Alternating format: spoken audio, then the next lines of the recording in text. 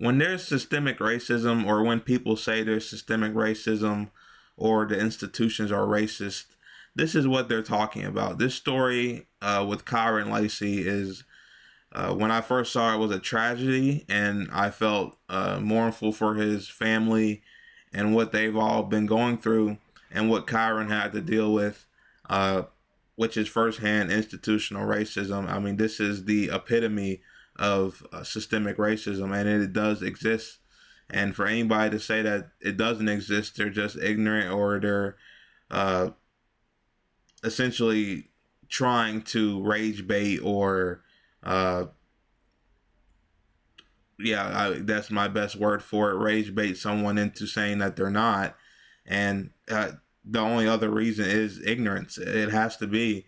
When I talk to people, and like when Charlie Kirk recently died, one of his big talking points was how black people commit so much crime. You know, honestly, the founder of the 1350 talking point, which is ridiculous. You know, I mean, Charlie Kirk knows the full story. Charlie Kirk knows that black people make up 50% of the exonerations. But when he goes around the college campuses and speaks this rhetoric, and people just blindly follow, I know people that literally don't look into anything, and they just believe whatever Charlie Kirk says because he schooled some 18-year-old on a college campus. So this thing is definitely real. You see it here with Kyren Lacy, and I just wanted to point out how horrific this is, and it definitely is baked into our institutions right now, and we need to be aware of it.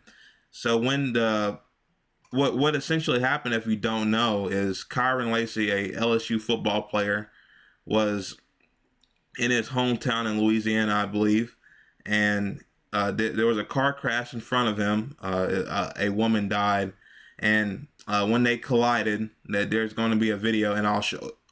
I'll show the video.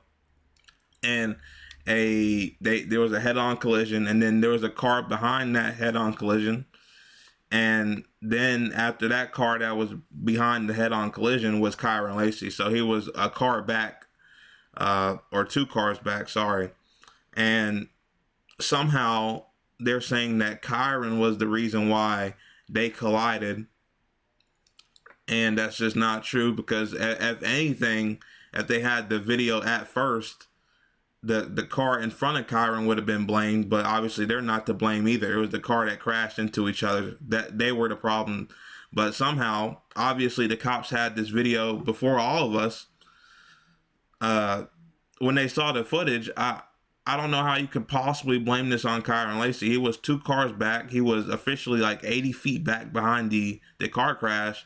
They looked on the camera. His car is green. They can't conflate the car in front of him and him. So they looked at the tape. He has a green Charger. They know who it is. He's 80 feet behind. They still don't care. The cop goes to the witness and say, make sure you put in the green Charger was the problem, and that's why you swerved, even though he was nowhere near it. The cop coerced the witness, and that's obvious witness tampering. He needs to be charged, but I'll show you the video here. So, look, don't worry about filling any of this top information, like your name, your address. Don't worry about any of that. Just right here, if you could, I'll just have you write exactly what you saw. Just make sure to include, you know, where you were. I don't even know what the name of that highway. It's Highway 20. Highway 20. You know, that you just... All right, me and my wife gonna figure out right quick. Okay, just make sure you add in there that you had to slam on your brakes, and the brakes, like, you know, you had to slam on the brakes to avoid that Charger, and the brakes locked up to avoid that Charger. That's... I ain't skid mark or nothing, I wasn't even going for it. That lady in the back of me, she didn't saw what's happening. That's how she called that wreck. She was running in the back of me, she pulled on the other side, and that's not in it. So, but the Charger was coming right at you, right, correct? Right. And that's why you had to slam on your brake, the head on with you. So yeah, just make sure you include that, and that's very important because we're trying to locate this Charger right now. So just include that in the statement, and I'll read it over, and then I'll be out of here. So you can see it clear as day there. The cop shows up to the witness's house, goes and gets his statement, goes and coerces his own statement that he wants the witness to say about Kyren Lacy, and then goes and finds Kyren Lacy and then arrests him. So from that video, what you can get is before even the guy says what happened or any written statement or anything, before all that, they're already looking for Kyren Lacy. As he says, we're trying to locate that charger now and make sure you put that down so we can keep searching for the charger. That means that you're already looking for Kyren Lacy, even though the person in the accident didn't say it was Kyren Lacy. So that's bullshit already. And then obviously the most bullshit, the systemic racism here, is him saying what to write down on this piece of paper, which is not his job at all, and which is probably witness tampering, and he needs to have felony charges or whatever charges it is in terms of witness tampering, because that's disgusting what he did, and pinning the blame on Kyren Lacy for absolutely no reason, right? Probably ran his license plate, found out who he was. Let's do this. Let's put the blame on him, right? Absolutely disgusting. I'm going to also play the video of the car accident so you guys can just see, if you haven't seen already, of how he was nowhere near the fucking accident, and there was actually a car in front of him, which would have been more to blame than Kyren, which even though it's still not their fault, the person in front of them, that means it's definitely not the fault of Kyren Lacy. So just watch this one. In the top left of the screen, you're going to see multiple cars just making their way south to Thibodaux, coming from Vacherie. At some point in time, you're going to see the collision, which we're going to know is vehicle number 2 from oncoming traffic colliding with the vehicle of Mr. Hall. You will see another vehicle come to a stop, and then you'll see Kyren Lacy come to a stop. So as we've seen the video, it looks like the impact happens and then Kyren Lacy is behind him. How far away was he from there? Well, yeah, that's the beauty of the investigative report that I now have my hands on. We know from data that Kyren Lacy did in fact pass 4 cars. There's no disputing that. Further north, Kyren Lacy passed 4 cars. However, he was back in his lane of travel, 92.3 yards. Back in his lane, behind Mr. Hall. So after watching that and just listening to his lawyer talk, you can see that I believe he said he was 90 feet away, and you guys saw that he was in the green Charger, and in front was like another SUV, and was way closer than Kyren. So if anything, they would have went on this wild goose chase for the car in front, if anything, right?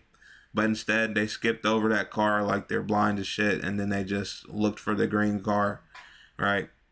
So, what do you get there, right? I mean, this is what else do you chalk this up as? What else? What other excuse do you have besides, not the excuse, the truth, which is it's systemic racism.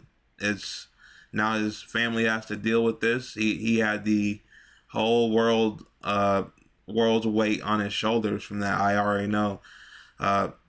From a person that's probably around my age, I believe it was 22 or 23, working very hard and, got his opportunity to declare for the NFL draft, a person's dream, a boy's dream, and you get this charge put on you, and you get the media outlet saying like 99.9% bad coverage instead of being neutral, and instead of saying innocent before proven guilty, it was damn near guilty before he even steps into court. You had people like Jack Mack on X saying the most grotesque thing, just saying, of course, that is this guy doing this, and didn't wait for more information, right? I saw on my X, he also wrote a apology on X, but obviously apologies don't bring back Kyren Lacy. So I just feel bad for his family at this point, and what he went through.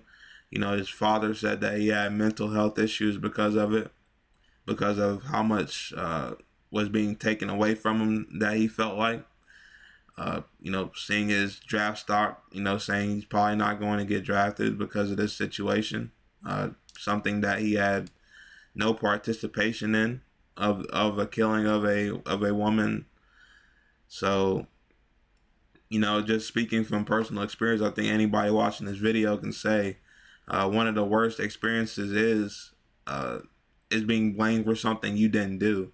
Like, imagine being blamed and labeled as a murderer for something you didn't do. You didn't murder anybody, but you're being framed as one. That, I don't think it gets any bigger than that. I don't think it gets any more frustrating than being blamed for murder. Like, it has to be that, or like or rape or something like that.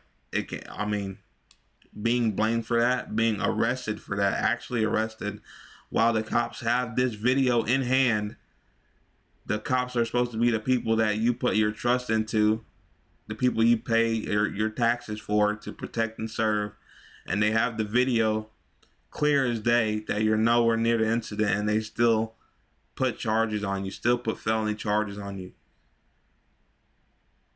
That's grotesque and just horrifying. That if it could happen to Kyren Lacy, I promise it could happen to any one of us.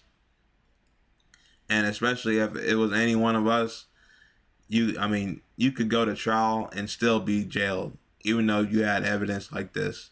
That's why you see exonerations for black people at 50%, because of shit like this.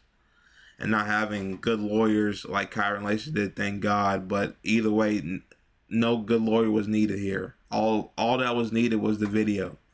Anybody with a brain sees in that video that Kyren Lacy was not at fault. But what took him a year and some change to release that video? You want charges on him. You want charges on him. That is the only reason that you wouldn't release that video. If you're actually here to only lock up criminals, then you would post that video immediately. It doesn't take a year to investigate that. Kyren Lacy was nowhere near it. And that would have saved another man's life if they would have just did that. But, of course not, right? So, my condolences to his family and everybody that knew him personally. That's a horrifying way to see our society at work, or our institutions at work. Like I said, man, if it can happen to Lacy, it can happen to anybody. But rest in peace, Kyren Lacy. That should not have happened to him. And my condolences to everybody that knows him.